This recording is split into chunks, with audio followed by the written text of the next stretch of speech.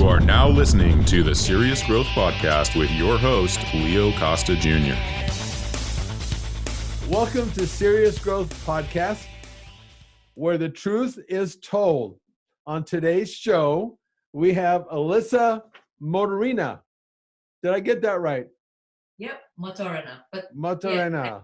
Yeah. Hey, how are you doing today? I'm great, thank you. It's nice and early today. Yeah. What time is it? You're in Melbourne, right? What time is it? What time is it in Melbourne? 9 a.m. You think that's early? Yeah. Really? Well, managed to do a lot already, but yeah, it's early. Just out of curiosity, what time do you get up in the morning? 6:30. Yeah, because I saw you have two kids, your wife and your mother, Yeah. and you're juggling stuff all over the place. And I even dropped off my cat to have surgery today. Yeah. Drop off the kids, the cat, everyone's gone. and then just to throw something else in the mix, you get into a sport that demands a lot, right? Yeah. Okay, so I met you in Vegas, and Yes. as I told you, we had a booth there, and you kept coming to the booth. I know we had some stuff that was going on there, and anyway, so I met you there, and then I find out here that you're from Russia.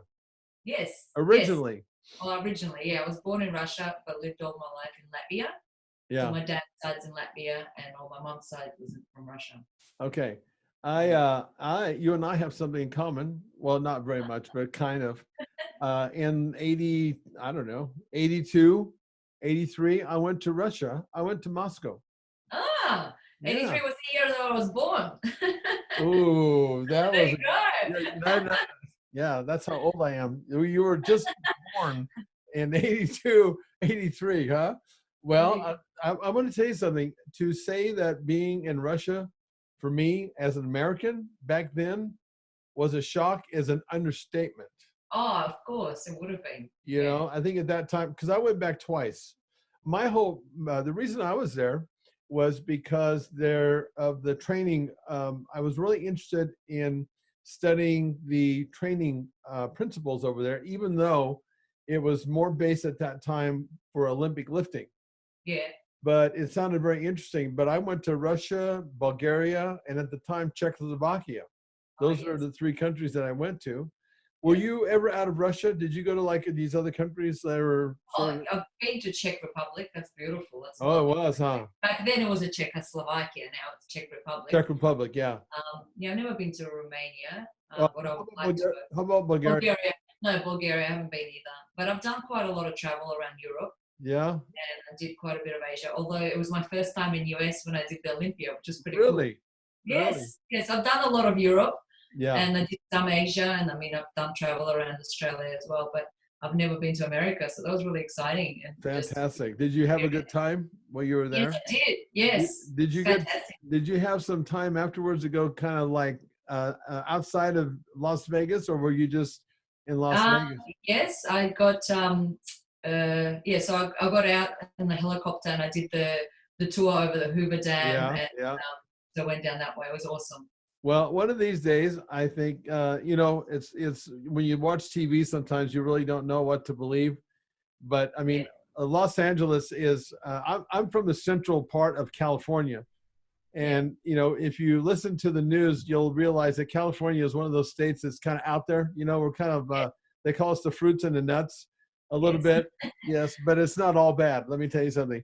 If you ever get a chance to come out there's a lot of places to see that are beautiful. But I mean, the fact that you're in the sport that you're in, I would think that you'd probably enjoy going to Venice Beach and to Gold Coast. Well, I did that. So when I looked in, yes, I went to LA for a day. Oh. So I stayed there for the day, and then we drove up with photographers and show through the desert, and we did a photo shoot on the way to Vegas. So I did very briefly. I visited the Mecca. Yeah, the Mecca. And LA was crazy. I mean, I've seen traffic, but the traffic that is in LA is just nuts. It's insane. I don't know if I could live there. I'll be like, It's totally insane. People live in a bubble there, They just in their it's full on. They're in their cars and they live in their cars. And if you don't have a car in LA, you're screwed pretty much. I mean, you can go to like you're just sitting there, not even moving. Oh, it's brutal.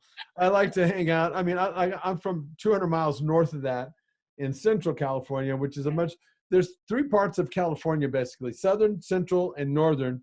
And they could be their own states. I mean, they're similar, but they're really kind of different, weather-wise, and even the people. I'm in a part where a lot of farming.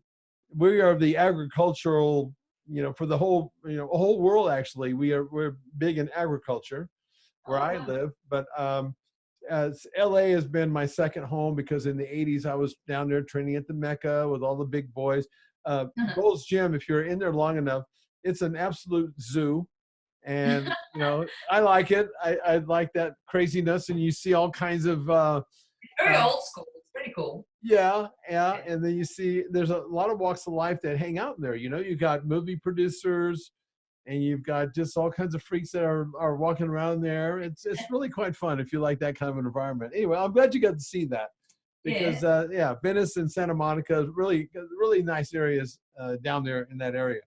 And of course, like you found out pretty quickly that you're better off if you stay kind of in a section, like on the west side, like that. Stay there and not move. Not move. So I noticed here when I was looking at your bio, first of all, I wanted to find out, I always like to know what got you into this, to the sport. You're a sports model. Is that right? That's the category you're in? Sports model. That's right. All right. So what got you into the sport, and before that, were you an athlete? What got you take me down a little pathway that you went on. I guess I've always been active as a kid, and we always had like gymnastics set up at home, and jumping on the rings and doing all sorts of crazy stuff, and just being a usual kid, climbing trees. I was a bit of a tomboy, so I was always active. Yeah. And then before I had kids, I used to get into classes, and I used to do like strength and tone classes, a bit of like body pump, but nothing serious. I've always sort of been lean, and I didn't really need to worry about my weight. Or I used to think people that used to go to the gym are crazy. I'd be like, how boring. Why would anyone want to do that? And that's a true story. I used to just go, people would look, what are you doing? You go to the gym and you just lift weights for hours. I couldn't think of anything worse. And then when I had kids, I have two boys, so they're pretty full on. So after my first, I went back to my fitness, and I did a bit more classes. And then after I had my second, I sort of got a bit of I felt like the classes wasn't enough, because I just needed to get my adrenaline out after the day with the boys. It was just too much.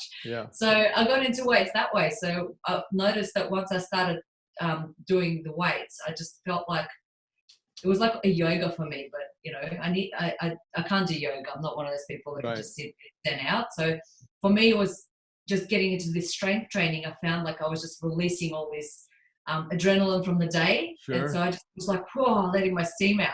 And then I just felt like I needed to go heavier and push. And it was just complete mind change. I think the big turnaround was having my boys, I guess, and what got me into fitness. Yeah. And in terms of weights. So so I've just become this person that I used to, always laugh at, and I've become one of them. I know, how ironic when you thought that, why are you doing that? If you told me, 15 years ago, I would have just gone to you, whatever.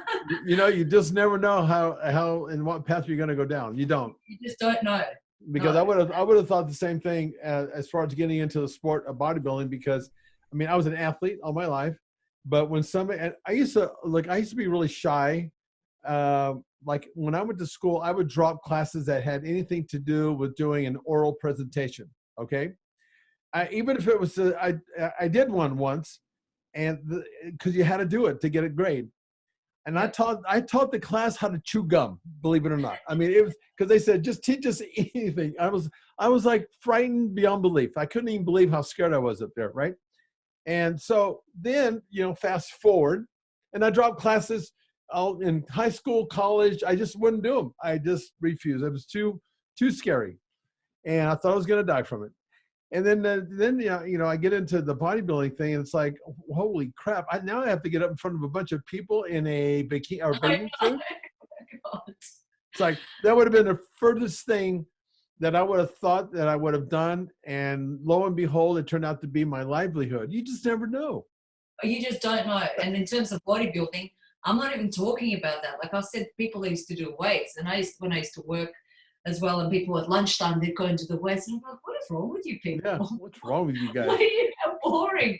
And in terms of competing, forget it. Like I didn't, my brother-in-law used to compete, And, you know, he had a photo of him in the fridge, on the fridge, and I used to just go, why would anyone want to do that? Yeah. Like, be orange in their little undies. Yeah. Like, what is going on here? Like, you would never, ever imagine that I would even consider doing it. And like yourself, I was always really like shy. And I guess that's what probably got me into competing, is just try and get myself out of that comfort zone, because I've always been sort of stage fright, and I get quite anxious having to talk, and English being my third language as well. I've always been really conscious, you know, to talk, because obviously when I came to Australia at 14, I didn't have any English at all. So I quite struggled a lot at school, and, you know, I was bullied a lot. So that was a big thing. So for me to get up there, you know, and try and, you know, not only showcase myself and then, you know, get myself exposed that way, that was a big thing. So I guess I did it mainly just to you know, get out of that fear. And then I just loved it.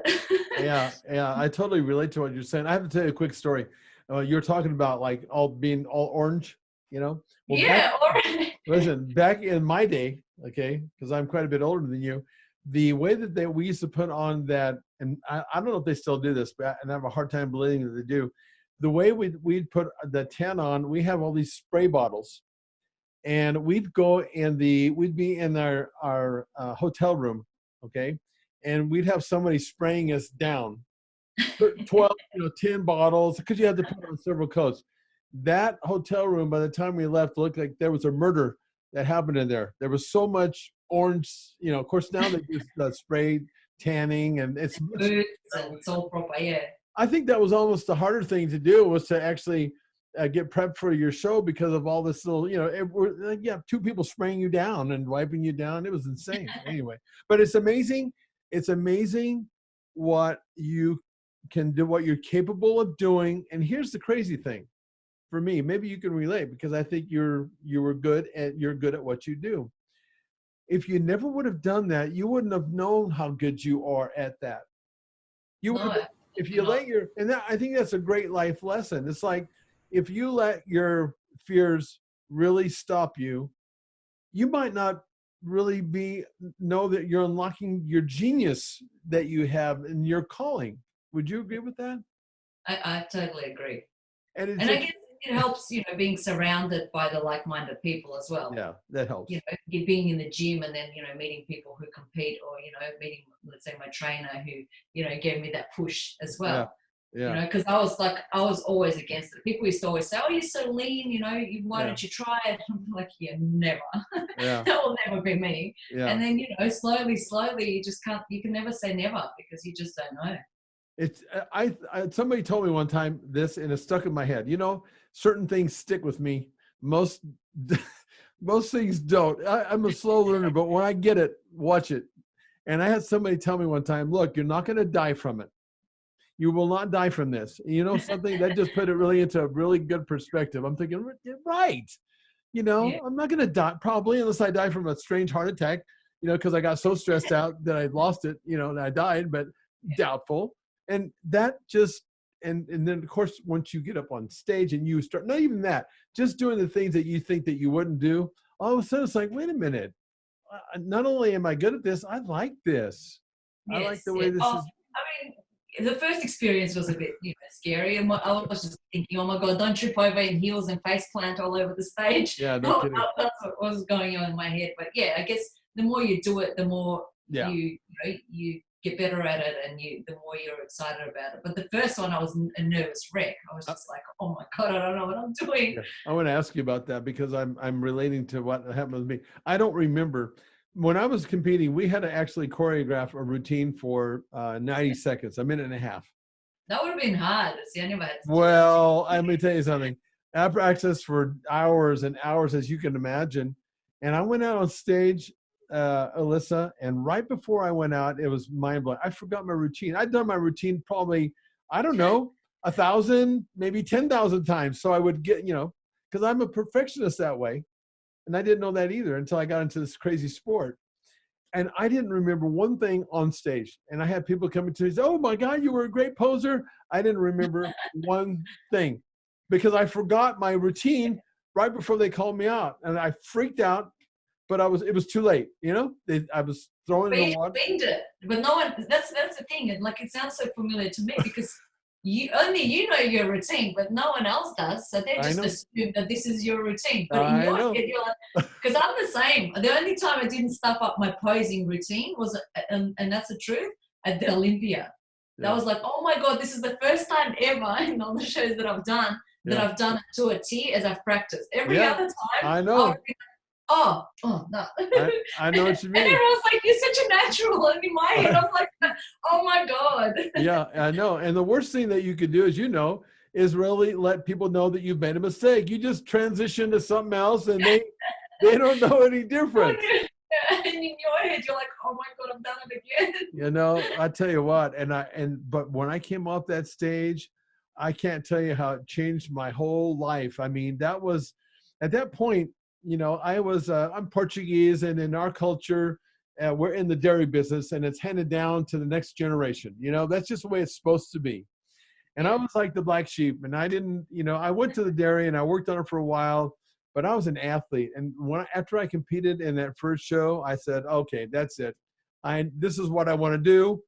And at this stage of the game, I'm 27 years of age. I have 2 kids, and I went to my first wife at the time, and I said, I'm leaving the dairy business. And what are you going to do? Well, I'm going to be a personal trainer. What? In the 80s in my town, not one person was doing it, but it didn't matter to me because I made a promise to myself, if I ever found that passion, and that's one of the things that's a common trait amongst all of us that are in this sport to the degree that you are, is we have to have that passion, that drive, that mindset that nothing's going to stop you. Is that right? Absolutely, yeah. Yeah, I think with anything in life, if you don't have that drive and mindset towards any goal that you want to achieve, you're not going to achieve it. And yet most people don't. I would say that being in the industry for as long as I've been 38 years now, and I've had 6 or 7 training studios. I still have one left that I go to because that's where I do my training with 200 clients. I don't do the training anymore, but I just go there, have people doing it.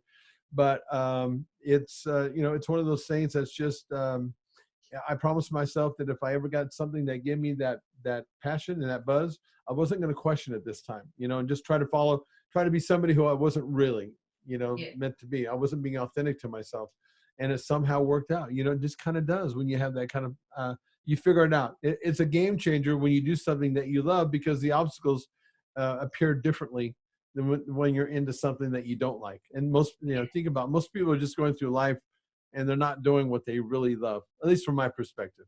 Yeah, I'm sure there's a lot of them. Yeah. So, so you came from, I see here in 3 years time, you've like accomplished a lot. My first show was September 2016. Yeah.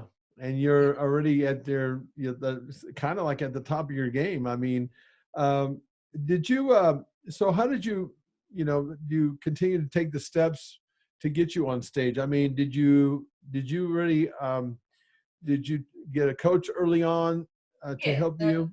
Yeah, so from my first show, I've had a same coach, Luke Trainer. So he's the one who got me into the initial show and the bodybuilding and stage. And through that, so we've done many shows together. Yeah. And that's when I won my pro card. He was running the show in Melbourne in March last year. So I did that show, and that's how I won my pro card. So then that gave me an opportunity to do the pro show in Sydney, which Ken Ross was running, the World Cup. So I did that in September last year. And then obviously from there, you sort of qualified to do the Olympia. And then it was just, do I go? Do I not? And then considering the fact that I've won the show, I was like, all right, I have to do it. So did you seek out your trainer? Did he see you working out in the gym? We've sort of known each other from the gym. So yeah. So we already knew each other, and then you all became, friends, and he trained me for the shows. So what did he see in you, and how did he convince you that you needed to be up on stage? I mean, if part of you never thought that you would have done something like that, how did somebody talk you into this? Well, I guess like even before meeting him, I've heard it quite a bit from people and saying, "Oh, you should think about competing," and all sorts. So, and then he competes himself. and he's, you know, he's putting other people on stage, and I sort of saw that as well. And yeah, and I guess I trusted him. Yeah. And Yeah. the first show that you did, how well did you do? Did you win it? Did you place top 5? Did you place it all? No, I didn't place at all, and there was a lot of stuff ups. The first show was the worst experience because my tan wasn't right, my makeup wasn't right, my bikini wasn't fitting right, so everything that could have gone wrong went wrong. Yeah. And yeah, so that was, yeah, that put me off a lot. So I tried, and I didn't place, and it was just, yeah, it was quite scary. Yeah. And then there was another show coming up in 2 weeks, so I thought, oh, and then I was like, nah, I'm not gonna do it. But then I thought maybe I will do that show, and I'm already in condition, and try and sort of redeem the experience, and maybe get another feel for it. And I did another show, which is another natural show, and it was completely different experience. Yeah. So, you know, and I placed. So I placed 2nd, I think, and 5th. Yeah. So I placed in 2 lineups. So 2 weeks later, and I mean, we had the hair was right, the makeup was right, the bikini was right, the tan. So yeah. So and then I had 2 experiences, and I guess I'm glad that I did after my very first show. The 2 weeks later, I'm glad that I've done that other show because I got another feel for it. Because if you asked me after the first show, and if that was the only show I did, I'd probably go, nah, I'm never doing that again. Yeah, you know, I used to ride horses quite a bit, and my dad, he taught me a lesson. He said, look, sooner or later, you're going to get bucked off, okay? But the key is to get right back on that horse and do it before you think about it too much, because you might not ever get back on it again. And that was kind of what you're telling me. It reminds me of the story that my dad told me. You know, you got right back up in there. Hey, listen, there's a positive way to look at this. If everything went wrong in the very first show that you did, everything else is potentially up. Set it down. Yes, and that's what I thought. I mean, what's the word? I mean, I didn't face plant on stage in my heels. There you go. See? One thing that didn't happen. But I thought, what is the worst that could happen? Like, I already looked up what I felt. Like, my body was there, but it just, everything else wasn't complementing what it was meant to be doing, you know? Yeah, exactly. My trunks were too big, my bra top was too small, and, you know, the color of the tan, and nothing was working. But it was a lesson, and I guess, you know, it was good that you know, it's really what's really interesting to the outsider is they think, you know, how hard can this be? Put some makeup on, you know, go up there. But there's a lot to it, isn't there? My God, there's so much to it. Like what you just said. You know, you can bring your best body, but if all those other things fail you, you're not going to showcase it. I mean, we all know how important the tan is. Right. We all know, even with the makeup, because of the way that the highlighter was done, it just looked like, with the lights in my face, it looked like I had 2 white spots around my eyes. Like a raccoon. Being a girl and doing, like, you know, fitness modeling or sports modeling, you know, looks are looked upon too, like the whole presentation, your hair, your makeup. So you do get judged for those things as well. Yeah. So, you know, even if you bring your top rig to stage, at the end of the day, if you're, you know, you're lacking in your other, you know, the bikini and the hair or tan, or that can really, you know, put you backwards. You have to pay attention. I call it I call it to the nth degree. Every little detail, it makes you insane sometimes, you know, because there's so much to do. And here's another thing that I've learned and watched over the years, because I did quite a bit of competing back in those days, is that, you know what, you can come in. Here's another aspect of the coming in and paying attention to detail. You can come in and have the greatest body on stage, but if you don't know how to show it properly, you don't win. No, absolutely. And you could be the very best. Posing, presentation, you know, you're like the whole package. Yeah. And it's a shame, you know, you've trained so hard. Yeah. You know, you get to that day and you might have the best body, you know, backstage walking around, but then you're on stage and you like, you know, you freeze, or you don't showcase your personality. Yeah. All things, they all add up to the, you know, end score. Yeah. You know, there's an old saying, there's more than meets the eye in most cases, you know, and people just don't realize how much goes into that. And, you know, part of that, the sport actually, that was part of the sport that attracted me, was because it was so damn hard. I knew that it was going to be so hard to do that. And that, in a strange way, was exactly why I wanted to do that. And on top of that, I had somebody that said, you really shouldn't be, based on your body, because I was, as far as bodybuilding goes at that time, I was wide-waisted. I didn't have that classic V. Taper, yeah. Yeah, and one of the gym owner that I was at the gym now at this point, he goes, no, you should probably think about doing like powerlifting. And I said, oh, hell no.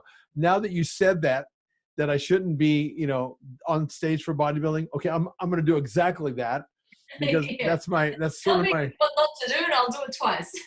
Exactly, and it turned out really good. I probably, to be honest with you, I might have done very well in powerlifting, but that's not what I wanted to do. But yeah, it just took somebody like that. But yeah, that's all this, it's like nonverbal communication up there, because obviously you're not up there singing, you're showing your body off, and that's what we call nonverbal communication. Yeah. And I've written a book on. I wrote after I got out of the sport. I didn't realize how much the sport motivated me to stay in shape. That damn stage motivated me to be in shape. So if nothing else, 3 times a year, I was in really great shape, and, but I wrote this book, and actually I wrote this book called From Homeless to Handsome and Then Some. When I was competing, Alisa, I could care less what I looked like in clothes, really. I mean, I just threw stuff over me, and I just cared about what I looked like on stage. That's where the sort of the title comes from. But that other part of the title is, and then some. So from homeless to handsome and then some. I had to find a new bodybuilding for me, because I didn't want to compete anymore. I did it. I've been there and did it more than once for 15 or 20 years. And that was enough for me. But I couldn't find I didn't have that motivation to really stay in shape anymore. It's like, I kind of want to do it, but I mostly don't. And I got into fashion, just to kind of fast forward. I taught myself how to dress impeccably. And I wrote a book to teach men, because most men don't know how to dress themselves. They usually find a woman or a grandma, But then, so it was From Homeless to Handsome, and Then Some was all about nonverbal communication. And I learned this through the sport that I was in, because I thought, okay, if you don't know how to show your body, maximize your strengths, minimize your weaknesses, because some people don't realize that we all have weaknesses, even in our top condition. Would you agree with that? Absolutely. Yeah. Yeah. You got to know how to minimize that. That's part of that sport. Yeah. And I thought, I could get all dressed up like I am right now and looking good, baby. But if I don't have if I'm not able to communicate non-verbally with my body language on a stage, maybe it's going to a job and I freeze there because I don't have good nonverbal communication. I mean, it can impact you. Well, I guess my point that I'm making, not only does it impact you in the sport that you're in, but it can impact you in your life. Yeah, absolutely. And it sounds like with you, like it did with me, this sport for you and this sport for me opened me up. It made me realize that I could do a lot more than I ever thought that I could. And one of those things was to be comfortable in front of people. Yeah, absolutely. And so it was really, more than just a sport for me. It's been my passion and love of my life. Okay, so let's get back to your competition. So now the second and third time that you went up, what were the major changes? I know you said that, part of this is just jumping in the water and getting your feet wet and seeing that it's not going to kill you. You won't die from it. But what were like I know you made some changes, but were there any kind of changes that you made with your training that got you better as you went along? Your training, meaning there's 3 components as far as I'm concerned when it comes to competing. Weight training, cardio, nutrition. Those are the 3 components that are usually pretty central, right? So what is it that you did from, the first one and taking those steps? What were the kind of changes that you were making or needed to make based on the category you were in? Yeah, well, I guess that my first show in September 2016 was my, let's give it a go sort of thing, I didn't think I was going to love it or I was going to hate it. I just thought I'll just do it for fun. Obviously, the seriousness of it was for me. I mean, it took me a few weeks, you know, to get in shape, and it wasn't really hard. And I was just like, oh yeah, whatever. You know how many people would just say they'd like to strangle you for saying, no, it just took me a few weeks. I know. It was just, oh yeah, it's just something I decided to do. Yeah, okay, a few weeks. Okay, go ahead. It was because, you know, I think a few weeks before then I was in Bali, you know, enjoying my holiday. And then I was like, oh, time's ticking, and okay, I'll give it a go. Yeah. So, okay. And then, the first show was horrendous. And then 2 weeks later, where, you know, we fixed all those, you know, external bits, and it went great. You know, I mean, I placed second and fifth, and I thought that for let's call it first season, I thought it was great. Yeah. And I thought, I kind of enjoyed it. Maybe if let me just see if I can, you know, put my head down and really focus, and maybe, you know, give it a bit more thought this time. And, oh, brother. More passion. Give it a little more thought. So yeah, you know, work a bit harder, you know, a bit more better in nutrition and the training. Because I mean, it was, like I said, it was my first time, and I've only just started doing weights maybe a year before, but then it was never really serious, you know. Because I hated weights. I mean, why would anyone want to do that? Why would you? Yeah, right. Why would you want? So, you know, so I guess, you know, I didn't have that much muscle as well, so I probably, you know, had to work harder and try and build it. And I'm a naturally lean person, so it's hard for me to build and keep muscle as well. Anyway, so then I made a plan. Okay, I'm going to have a plan in the season A next following year, which was like 2017 May, was going to be my first show, you know, after my first show, like a proper. So, you know, I had hired another coach who helped me with diet. So I still had the same coach for training. Then I had a proper nutrition plan, and, you know, I did it all properly. And and then I did that show in May, and I won it. So I guess, so I got the taste for it from the first go, and then I just thought, okay, well, let's see how far I can go if I'm going to, you know, commit to it. And now knowing what to expect, and, you know, put more effort into posing and training and the nutrition. And and I came out, you know, I won, I think, the best teamwear, and I won my category as well. So, so I got my big wins, and I was really happy. And I was super lean, and I guess, you know, you could always look better, you know, but we always have critique of ourselves, and, you know, kind of muscle here, more muscle there. But I think, you know, on that day, I mean, I was really happy with how I looked. So then, and then, you know, from that on, just was another show, and then another show. Yeah. So let me ask you, as an athlete, do you put all of your, with your coach, do you just put all of your trust and let him deal with all the training and all the cardio and all the nutrition? Much, yeah. And then you on the nutrition side of things, I've sort of always had someone else do it, and or myself. But the training, yes. Yeah. Is that still the case? Yes. Yeah. Okay. Yeah. Now, in your sport, because I'm not familiar with sports model category, hell, I wasn't even, when I came back, I got out of the sport when I was 41, which is, let me see here, I'm not very good at math, but it's like 21 years ago.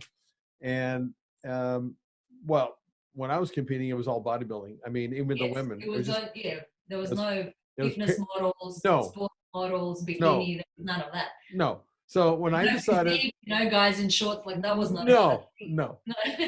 So when I got a wild hair, you know, because once the bug bites, it never really leaves you. It's just like hiding somewhere down in your body, and then it comes out again somewhere. And so I decided that I wanted to see if muscle had memory, and I decided to compete when I was 41 and 13 is what, 54, 55, something like that. Yeah. Oh wow. Yeah. It's worse now because I'm almost 65. Anyway, so I decided, it's like, oh wow, you decided to, you know, dust off your trunks and that. That's pretty impressive.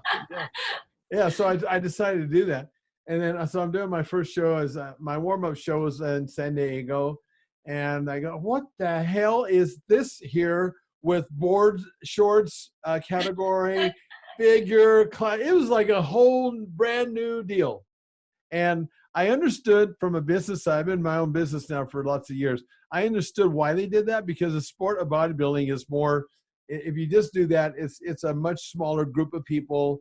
You know, it's a cult following in some ways.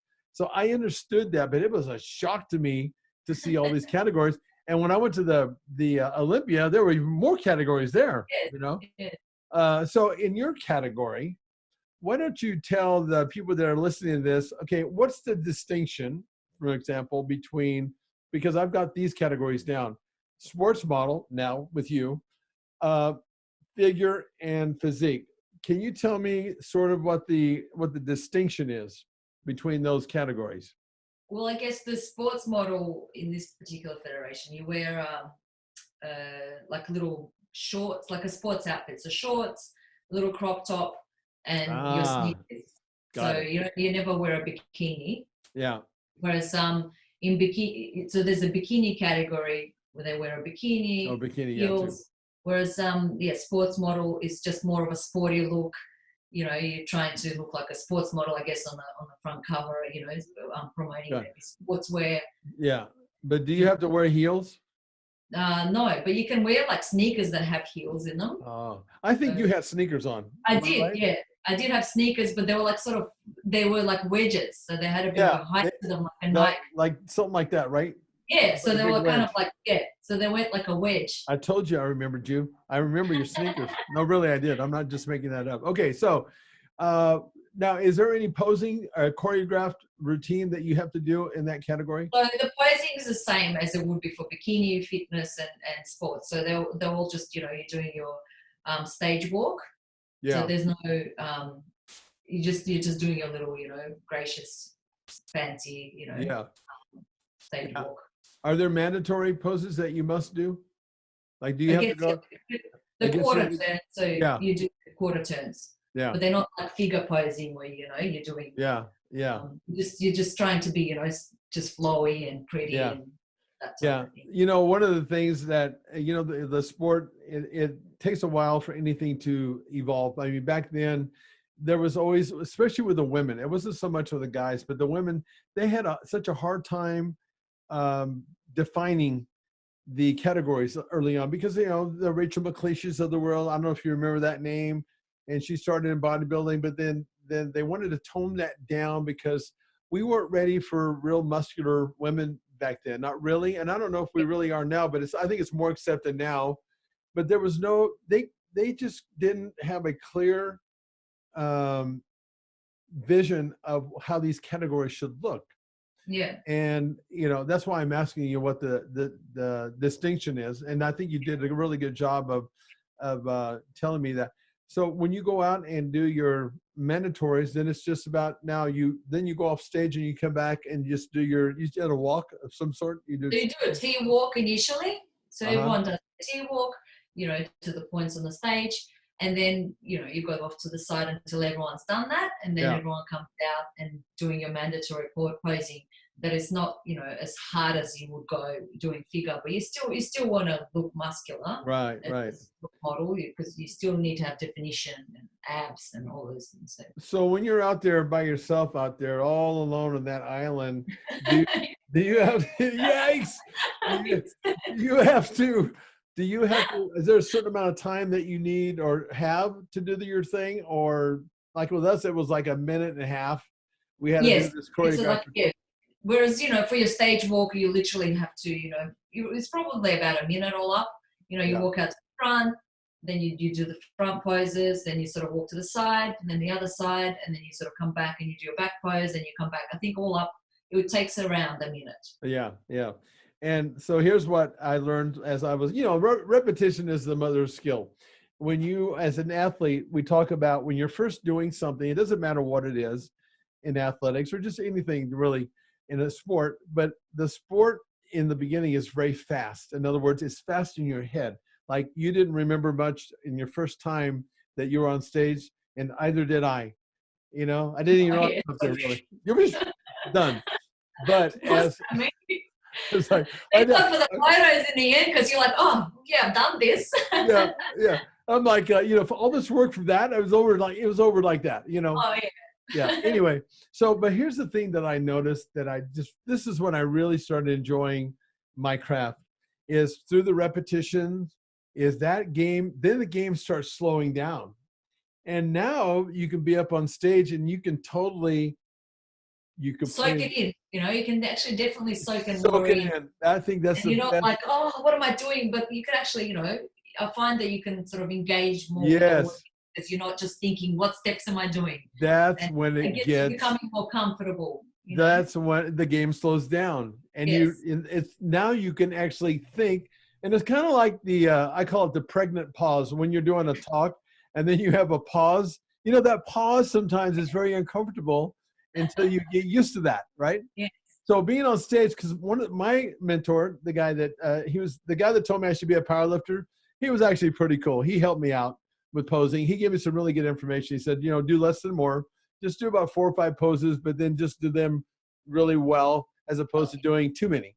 Yeah, that was his good. That was good information. But he said, Leo, he goes, when you're on stage, believe me, because he competed quite a bit.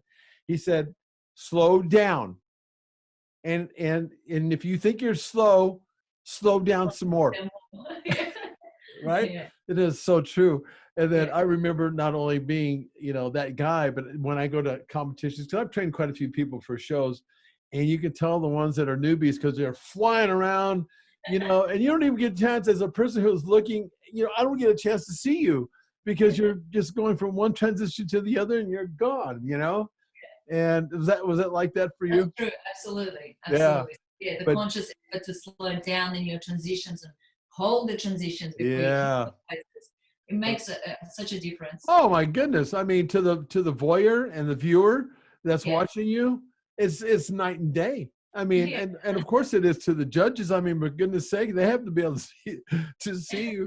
But I tell you what, I know. Where did she go? She was just on stage. I think I saw it. But I tell you what, when I got to that point, especially towards the end of my career, and especially when I came back, because something, I actually enjoyed it in many ways when I came back at 54. I enjoyed it in many ways much better getting another shot to do that again. It meant something different to me. I loved it in a way that I didn't. And I loved it, when I was competing earlier on. And how did you go? What's that? How did you go? How did I do? Yeah. Oh, yeah, I was top 3. And, awesome. I needed like another year, to get it all back. But no, it was, but I was just enjoying it so much, especially being up on stage and having fun with the crowd. Oh my goodness. You had to pull me off that stage, And it was just so awesome. And it really does, something. There's differences when you see like, just anybody that's entertaining, because the part of your sport is playing to your audience and entertaining us. Yeah. And you have to get used to, unless you're just a natural performer, it's not natural. Oh, it's not natural at all. I found the posing to be the hardest and the most daunting. Because I'm a tomboy, like I said. I grew up with the boys climbing trees. So to me, all the girly, sassy stuff. Whoa. I just want to come out and like do front double biceps. Like I just do all the manly stuff, Yeah. I would much rather than, being all flowy and girly. Yeah. That was the hardest for me because I'm like, oh, it's so not me. But then people go, you're such a natural. And I'm like, no. If you only knew, and that's the thing about in the industry. As someone who's had training studios now for 38 years or 35 at least, and training, I've trained hundreds of thousands of people over the years, and a lot of people have come through that have wanted, hey, I want to compete. And I said, well, you really don't understand what's involved, and it was, and I would just flat out tell them, I said, look, if you're not willing to do this, and this, and this, and this, and this for months and months at a time, don't waste your time or my time. Just don't do it, because most people like the idea of it than the actual reality. Would you say that's the case? And that's the case. Like, I mean, you hear it all the time. People, I want to do this, I want to compete. Right. And the amount of people that actually make it through the process and make it to stage from, the initial, I want to do it. There's not that many. No. Because it's hard, it's very small percentage of people. For that one day, and you literally look like that just on that one day, is months and months of, of hard work, that's, saying no to social events, For that one day. Just for one day, the diet, the training, the posing, the thinking of your outfit and the makeup and all of that is just for that one day, not even a day. What did I say? 1 minute of your routine and maybe some comparisons. And that's it. And you look like that, just that day. And then the next day you don't even look like that. Well, So And I tell you what happened to me, it happened to a lot of us back in, I mean, it just happens to athletes in bodybuilding. And I don't know if this happened to you, but you could be like, you're pre-contesting and you get to that last week, because at that last week for like what I was doing, a lot of people at that time, that's when you start manipulating, taking water, increasing, taking water out. If you mess up right there, you can mess up and ruin everything that you did and not even get a chance to be at your best on I've done that.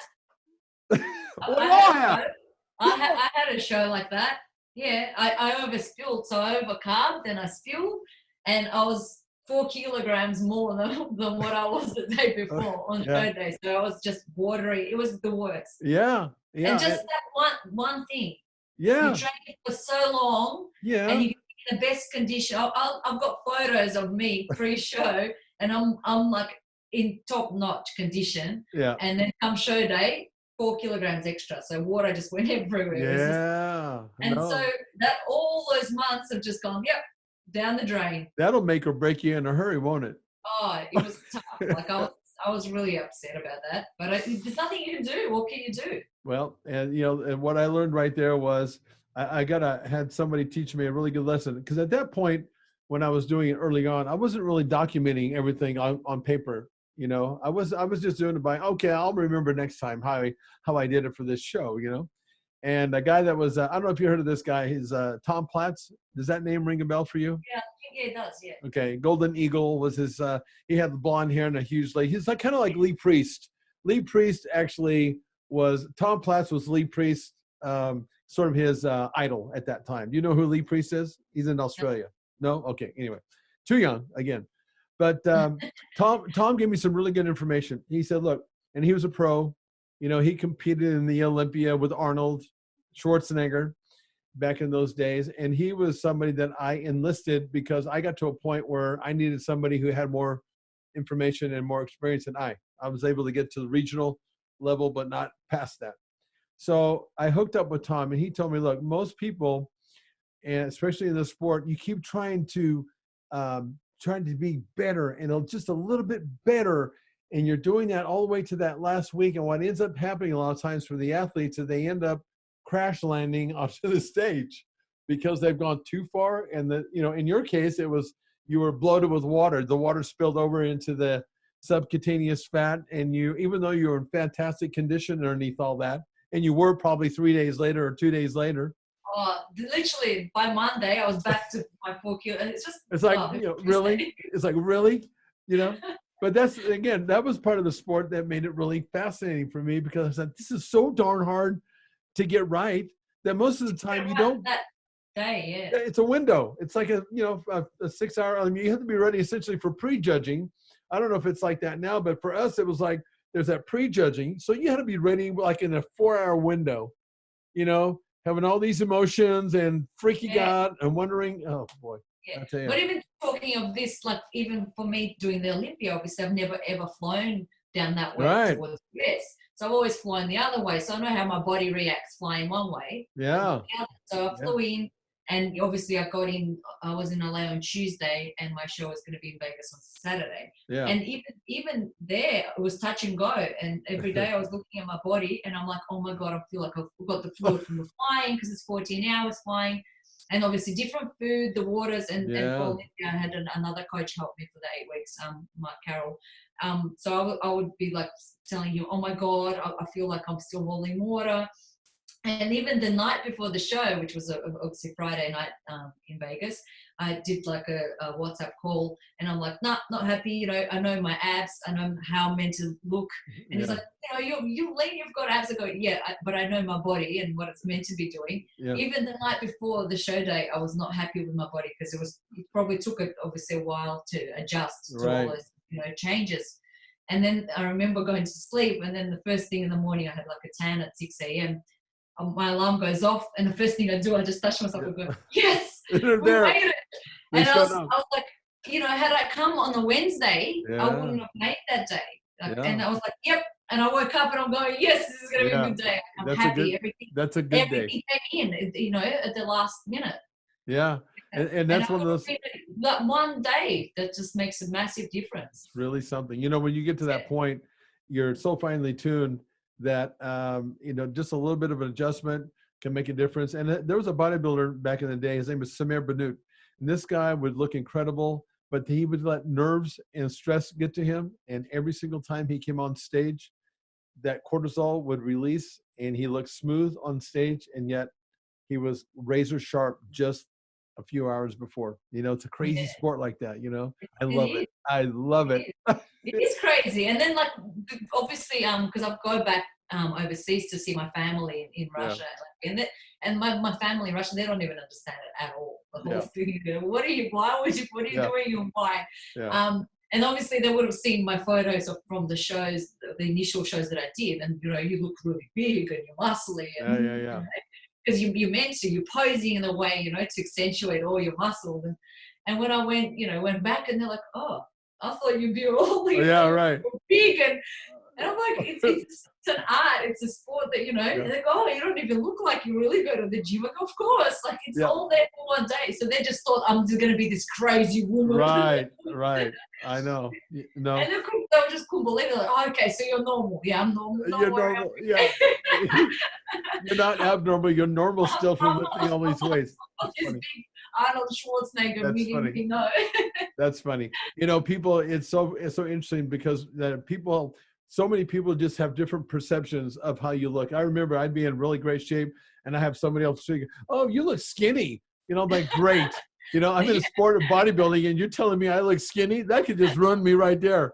Well, that's people that don't compete in the sport, they don't understand that, you're getting lean, not skinny. So everyone's saying, when I get ready for the show, everyone's like, oh, you look so skinny. Well, it's actually called lean. It's not skinny. Lean. What's lean mean? It's skinny. Yeah, whatever.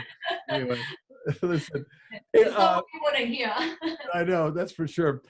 So are you doing any kind of personal training for your No, I'm not a trainer, but I am studying nutrition. So I'm currently studying to be a nutritionist. Oh, good. Okay. Yeah. So all right. Well, listen, when I wrap up the show like we're doing now, I always allow the guests to promote anything that they want to. And some people don't have anything to promote other than give some great advice for the people that are possibly doing this sport. Do you have anything that you would like to promote that you're doing?